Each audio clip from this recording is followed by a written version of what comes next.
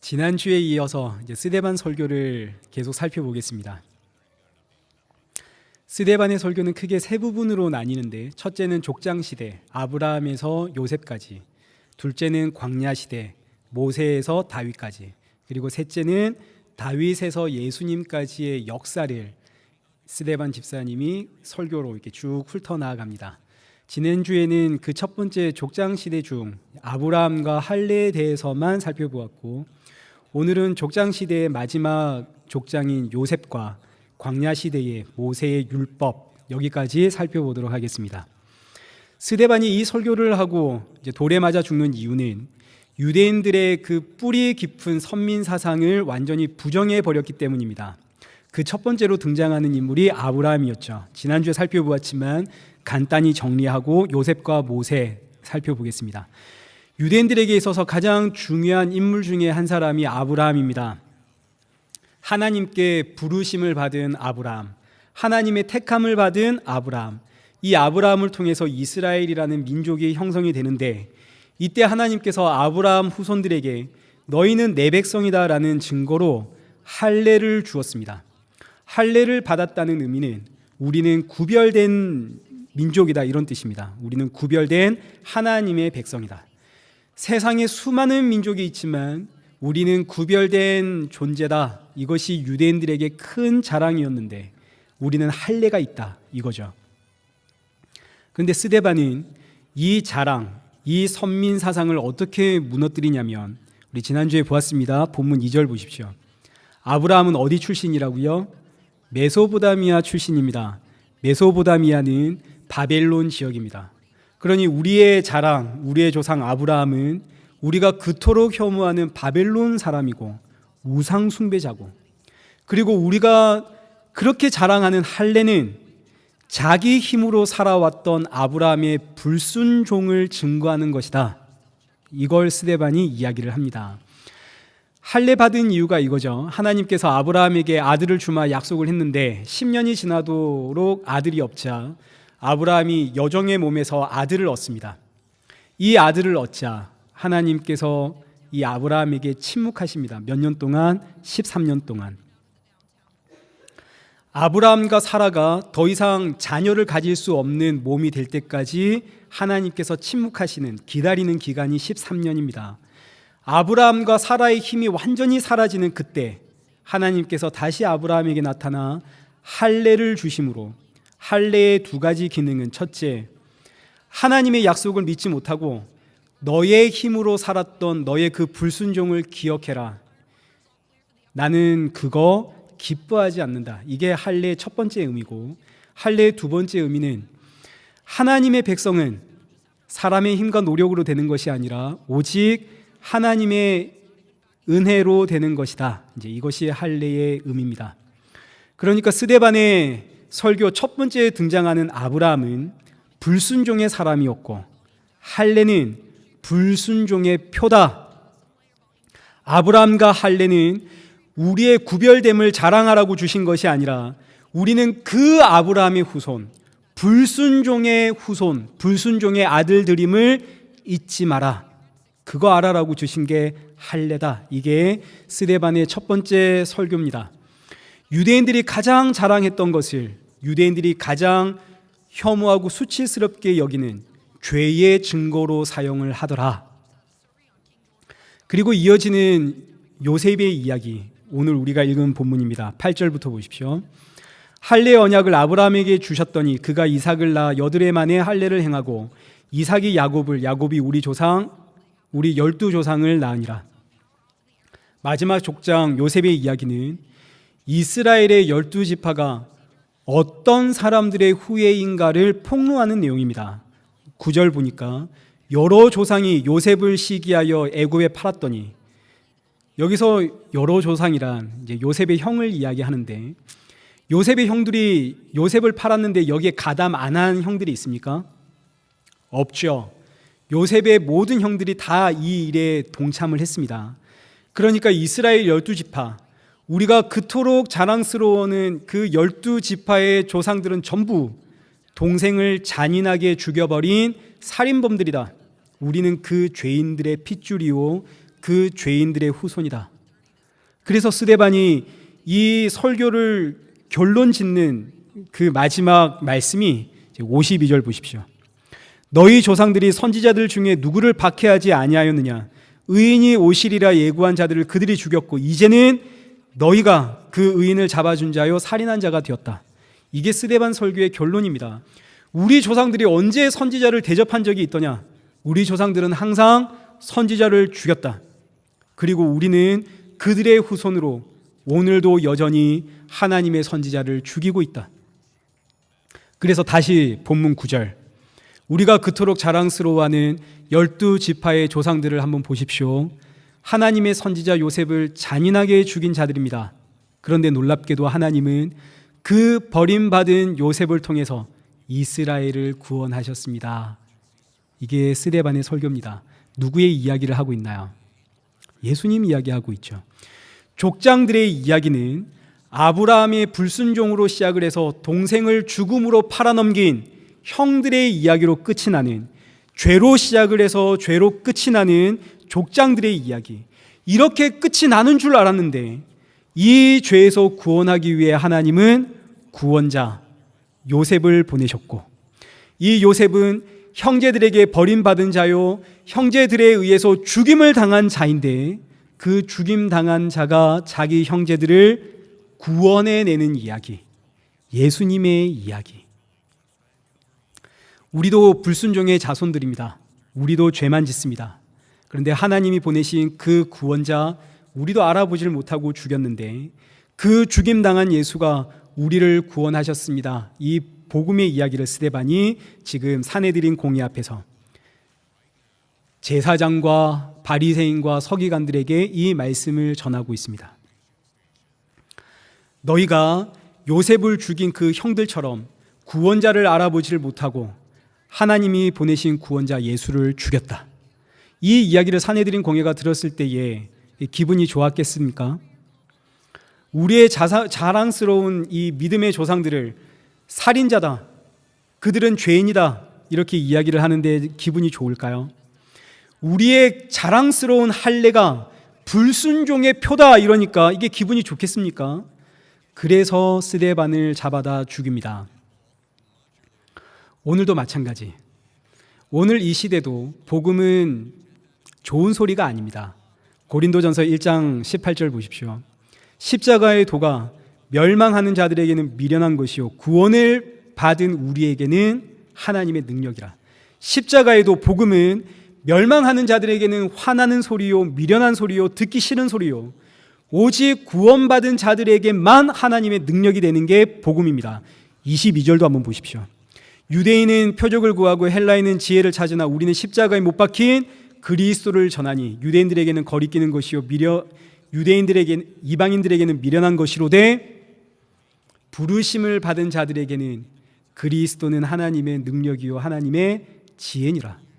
복음은 오직 부르심을 받은 자들에게만 기쁨이요 감사요 송일꿀보다 더단 하나님의 말씀이 되는 것이고, 세상 사람들의 귀에는 거리낌이 생기고 싫어하고 미워하고 어리석은 이야기가 됩니다. 이건 전달하는 자가 아무리 재미있게 전달한다 하더라도 세상 사람들의 귀에는 복음이란 미련하고 어리석고 듣기 싫은 소리입니다. 그리고 이건 이제 지극히 저의 개인적인 견해인데, 세상 사람들의 귀에 이 복음을 즐겁고 재미있게 전달할 수 있나? 저는 아무리 생각해도 복음을 재미있게 전달하지를 못하겠습니다. 복음이란 예수님의 십자가의 죽음에 대한 이야기인데, 죽음의 이야기를, 그것도 나 대신 십자가에 죽으신 그 예수님의 죽음의 이야기를 저는 도무지 재미있고 즐겁고 가볍고 그렇게 전달할 수가 없습니다. 그래서 제가 설교를 끝내고 내면 항상 여러분 앞에 죄송스러운 마음뿐입니다. 다들 웃고 돌아가셔야 되는데 다들 마음이 무겁게 그렇게 돌아가지 않습니까? 그러나 그럼에도 불구하고 저는 재미없게 전달하지만 여러분 마음에 이 예수님의 이야기가 너무 달지 않습니까? 매주 똑같은 내용이지만 듣고 듣고 또 들어도 계속 듣고 싶지 않습니까? 이건 전하는 자의 스킬의 문제가 아닙니다. 누가 전하든 믿는 자들에게 복음은 송이꿀보다 더단 하나님의 능력이고 하나님의 지혜입니다. 이제 스데반의 두 번째 설교가 시작되는데 모세와 율법입니다. 이스라엘 민족에게 가장 자랑스러운 두 번째 믿음의 조상이 모세입니다. 출애굽의 영웅이고 하나님으로부터 율법을 받았습니다. 율법은 할례와 더불어 유대인들을 유대인 되게 하는 민족의 자긍심입니다. 우리는 하나님으로부터 율법을 받았다. 우리의 자랑. 그래서 율법이 없는 자들과 어울리지도 않았습니다. 우리는 특별한 사람들이야. 그런데 스데반은 이 설교를 통해서 하나님이 이스라엘 민족에게 왜 율법을 주셨는지를 우리에게 알려줍니다. 먼저 모세의 일생이 쭉 이어지는데 18절부터 보시죠. 요셉을 알지 못하는 새 임금이 애굽 왕위에 오르매 그가 우리 족속에게 교활한 방법을 써서 조상들을 괴롭게 하여 그 어린아이들을 내버려 살지 못하게 하려 할세. 요셉을 알지 못하는 애굽의 왕이 이스라엘 민족이 점점 더 커져가니까 태어나는 아기가 남자면 전부 다 나일강에 던져 죽이도록 명을 내렸습니다. 이때 모세가 태어났죠. 20절. 그때 모세가 낳는데 하나님 보시기에 아름다운지라 그의 아버지 집에서 석 달 동안 길리더니 버려진 후에 바로의 딸이 그를 데려다가 자기 아들로 기르매 모세가 애굽 사람의 모든 지혜를 배워 그의 말과 하는 일들이 능하더라. 모세는 애굽의 왕자로 성장하면서 애굽 사람들의 모든 지혜를 배웠습니다. 말에도 능하고 모든 일에도 능한 사람으로 성장을 했죠. 그러나 모세는 비록 애굽의 왕자로 성장을 했지만 자신의 뿌리가 이스라엘에 있다는 것을 잊지 않았습니다. 하나님께서 나로 이렇게 바로 왕궁의 왕자로서 성장하게 하신 이유는 나로 이스라엘의 구원자가 되게 하려고 이렇게 하셨구나. 모세가 이걸 깨달았습니다. 그래서 23절 보십시오. 나이가 40이 되매 그 형제 이스라엘 자손을 돌볼 생각이 나더니 하나님이 나에게 사명을 주셨습니다. 나를 특별하게 바로의 궁에서 왕자로 성장하게 하셨습니다. 지혜를 다 배웠고 말과 일에 능한 사람이 되었습니다. 야, 하나님이 나에게 이렇게 사명 주셨으니 내가 이 주신 이 재능을 가지고 하나님의 일을 해야겠다. 내 백성들, 하나님의 백성들을 구원을 해야겠다. 주께서 나에게 주셨으니 내가 그걸 그대로 주님께 돌려드려야겠다. 이거 자 보십시오. 좋은 마음입니까? 나쁜 마음입니까?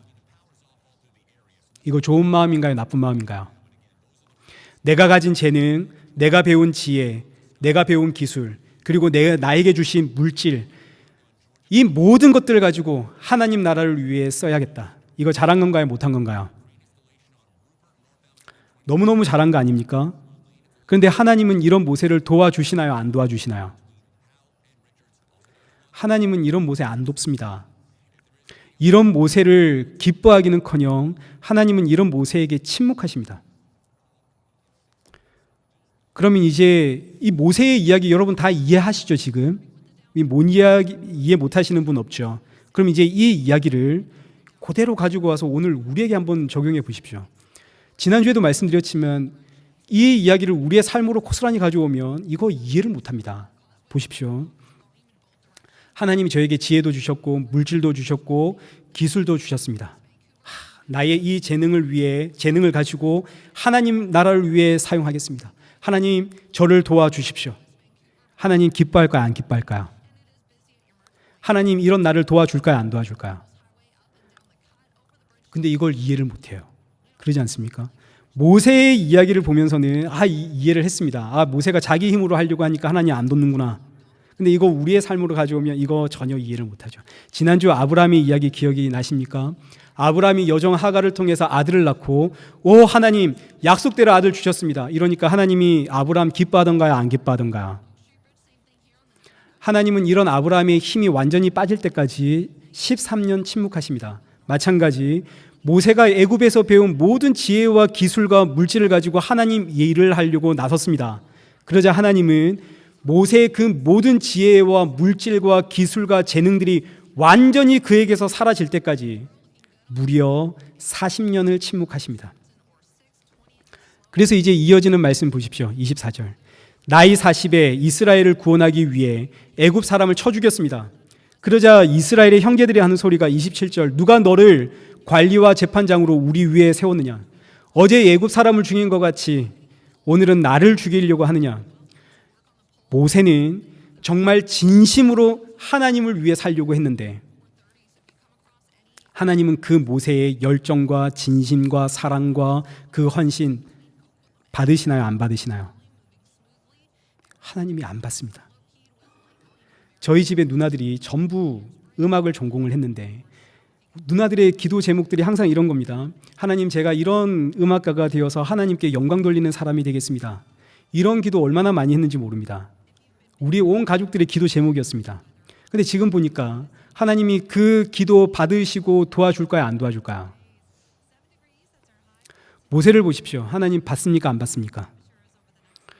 모세의 이야기는 이해를 하는데 이걸 나에게 적용하면 하나님이 나의 진심과 나의 열정과 나의 헌신을 왜 안 받아? 받지. 받는다고 우리는 믿고 싶은 것이지 사실 하나님이 안 받습니다.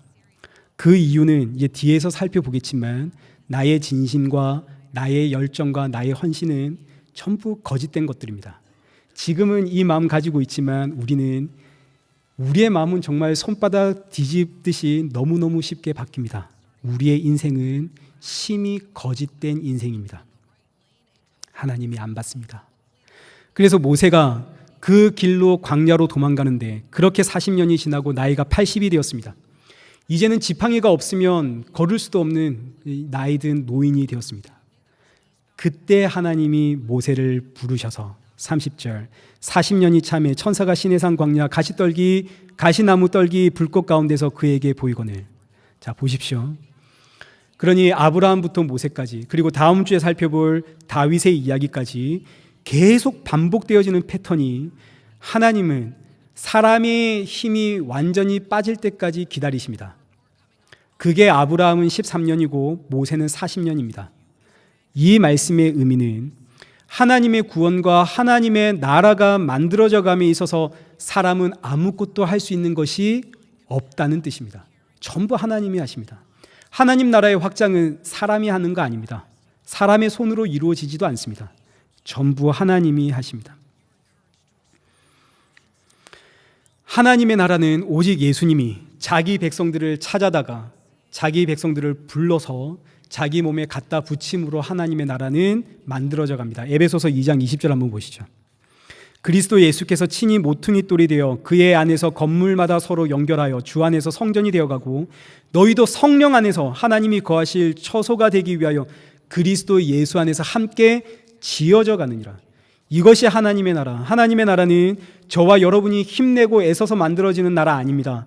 돈으로 만들어지는 나라도 아니고 선교하고 전도한다고 해서 만들어지는 나라도 아닙니다. 우리가 아무리 선교하고 전도해도 그 안에 믿음 넣어주시는 분은 누군가요? 예수님입니다. 그래서 하나님의 나라는 오직 예수님이 만들어가는 나라, 예수님이 그들 안에 성령 넣어주심으로 완성되어지는 나라가 하나님의 나라. 우리는 뭔가요? 우리는 뭡니까? 우리는 그냥 이 일의 증인입니다. 우리는 그저 외치는 소리에 지나지 않습니다. 예수 그리스도가 생명의 주요 그리스도이십니다. 예수님이 저와 당신을 위해 십자가에 죽으셨습니다 하고 외치는 소리에 지나지 않습니다. 이 소리의 역할을 하라고 하나님이 저와 여러분을 부르셨죠. 이것이 성도의 비전입니다. 유일한 비전. 이거 말고는 없습니다.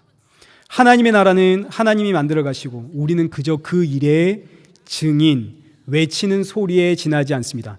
그러니까 예수님 믿고 산다는 말은 이 소리의 역할을 하며 산다는 뜻입니다. 그러니 빨리 지금 나를 한번 돌아보시고 내 자녀들을 한번 돌아보십시오. 예수님을 믿고 사는 나는 이 소리의 역할을 하고 있는가? 예수님 믿고 산다는 내 자녀들은 이 소리의 역할을 하고 있는가? 복음이란 복복자의 소리 아닙니까? 복음이란 복된 소리라는 사실을 잊지 마십시오. 복음은 언제나 소리입니다. 이 소리를 내려고 선하고 바른 삶을 사는 것이지 선하고 바른 삶이 복음 되는 게 절대 아닙니다. 복음은 언제나 소리입니다. 소리를 내야 됩니다. 스데반이 복음을 삶으로 전했다면 죽을 이유가 있을까요? 없을까요? 죽을 이유가 전혀 없습니다. 스데반이 복음을 삶으로 증명을 했다면 칭찬을 받고 존경받습니다. 어디 가든지 사랑받고. 그러나 그는 소리를 냈기에 죽습니다. 왜요? 이 소리는 믿는 사람들에게만 복음이지 믿지 않는 사람들에게는 저주나 똑같습니다. 그럼에도 불구하고 성도는 소리를 냅니다. 안 낼 수가 없습니다.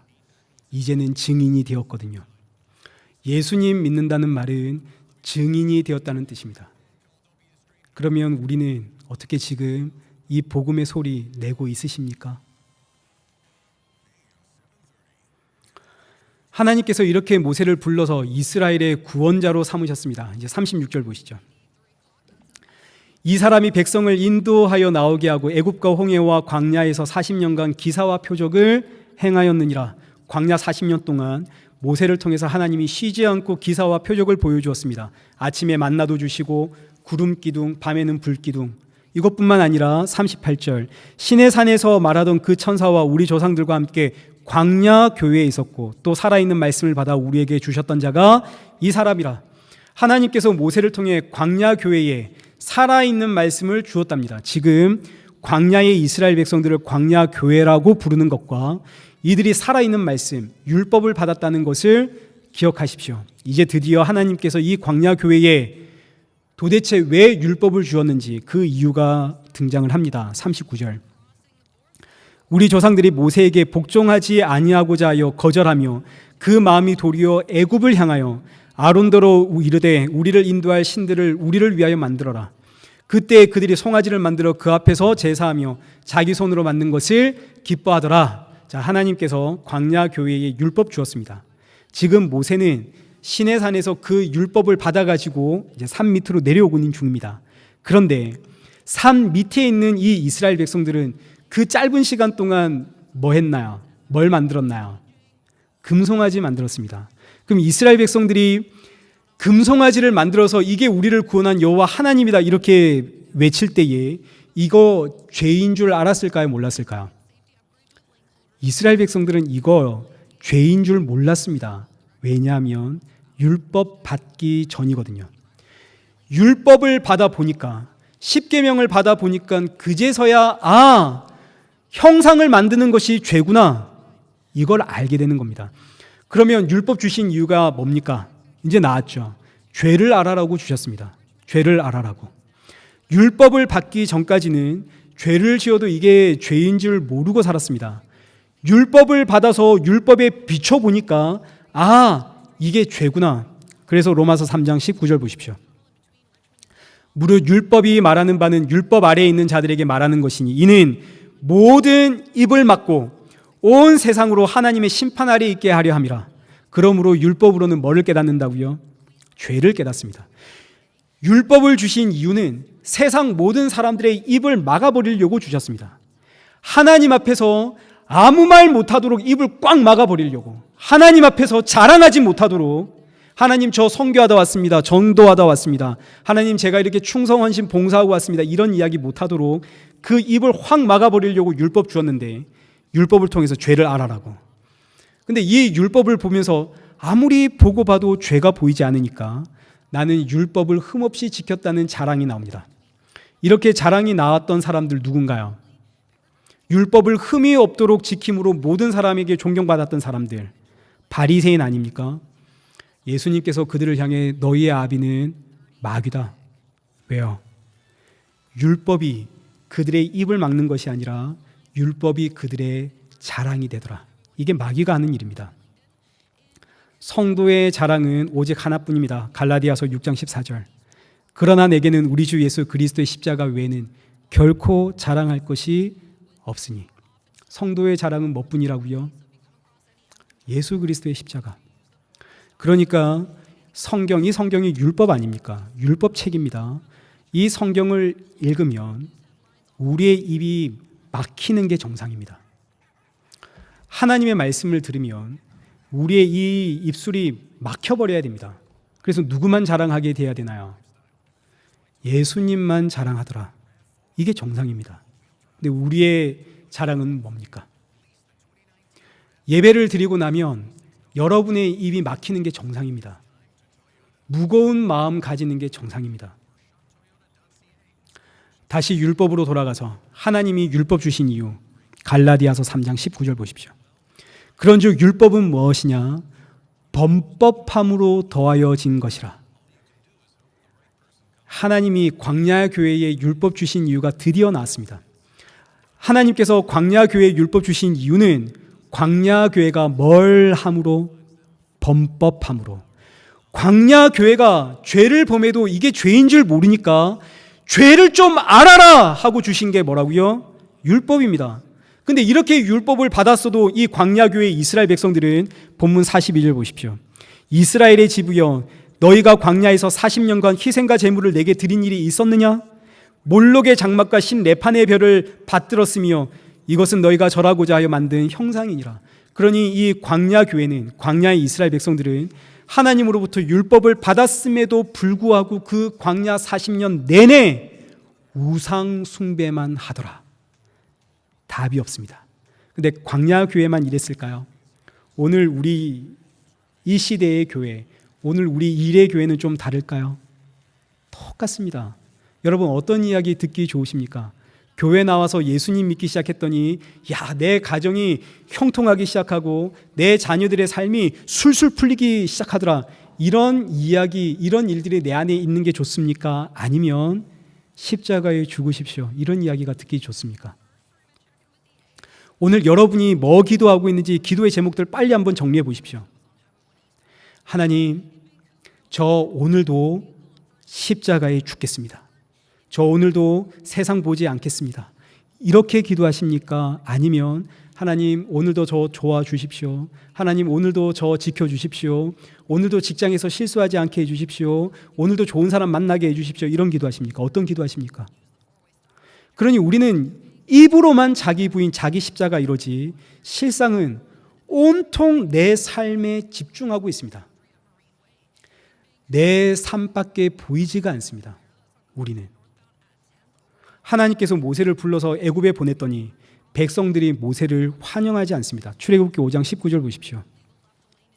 모세로 인해서 이스라엘의 노역이 훨씬 더 가중되었습니다. 그러자 백성들이 모세를 보면서 하는 말이, 하나님께 기도하기를 21절 하반절, 여호와는 너희를 살피시고 판단하기를 원하노라. 이 의미는 하나님, 저 모세 때문에 우리가 힘들어졌습니다. 저 모세를 벌해 주십시오 라는 뜻입니다. 이스라엘 백성들, 이 광야 교회는 하나님의 언약, 하나님의 말씀, 하나님의 구원자, 여기에는 전혀 관심이 없습니다.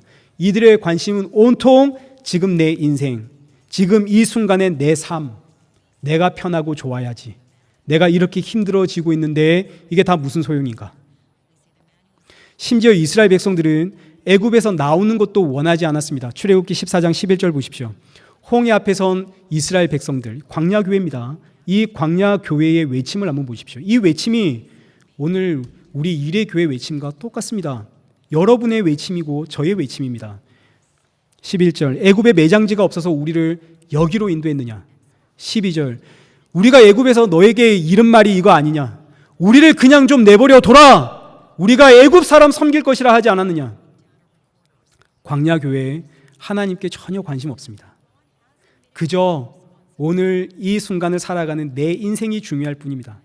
나에게 좋은 일이 생기면 얼굴이 환해지고, 힘들고 지치는 일이 생기면 얼굴이 죽을 상이 되고.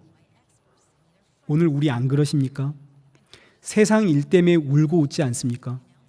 예수님을 믿음으로 다시 살리심을 받았다면 위의 것을 찾으라, 땅의 것을 생각하지 마라. 이 갈라디아서의 말씀인데, 아무리 이렇게 외쳐도 우리는 여전히 땅의 것 때문에 울고 웃고. 우리 정말 예수님 사랑하는 거 맞습니까? 그래서 성경은 이스라엘 백성들을 향해 가증스럽다. 이 가증한 백성들아, 입으로는 하나님 사랑합니다 말하지만 실상 나의 모든 관심과 초점은 내 인생, 내 지금의 이 순간, 내 삶에 집중되어 있는 너희는 가증한 백성이다. 하나님께서 이 가증한 자들아, 이 평가가 광야 교회에만 이야기겠습니까? 오늘 우리는 다른가요?